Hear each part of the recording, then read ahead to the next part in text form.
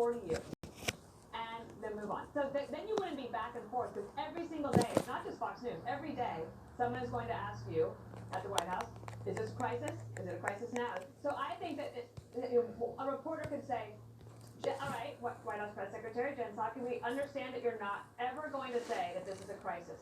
Will you concede that it is a human catastrophe? Because to me, if you're looking at these numbers, and just at the data, as you pointed out, for Fareed Zakaria, it's saying to everybody, it's undeniable that data is what it is. And so they don't just have a communications problem, they have a very real fact problem. And the hypocrisy award of the decade is going to go to the Democrats who went to that very same place that Kevin McCarthy and team went today and called it a catastrophe and a crisis and a humanitarian outrage, and then are silent today. Yeah, and they're sleeping on floors Katie can't shower. Can I just say, bravo Dana for coming out in favor of nouns. I love nouns. Language, words. We all love nouns. And adjectives. Just not labels. Go ahead, Katie.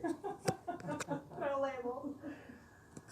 Look, I'm wondering where the outrage is about the administration's continued lack of transparency on this issue. The White House continues to say that reporters and cameras can't go into these facilities, whether they're CBP facilities or HHS facilities, because there are COVID restrictions, rather than allowing people who are COVID positive to jump on buses and go to cities like Chicago and places in North Carolina and other places all around the country.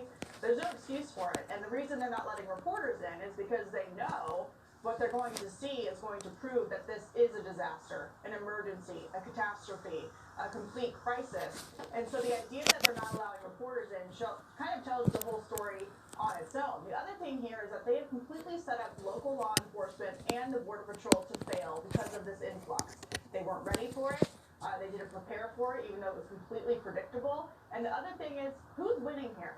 It's not the American people. It's not these children who are being smushed into these jail-like cells. And if you look at the amount of meth that the cartels brought in February of 2021 versus 2020,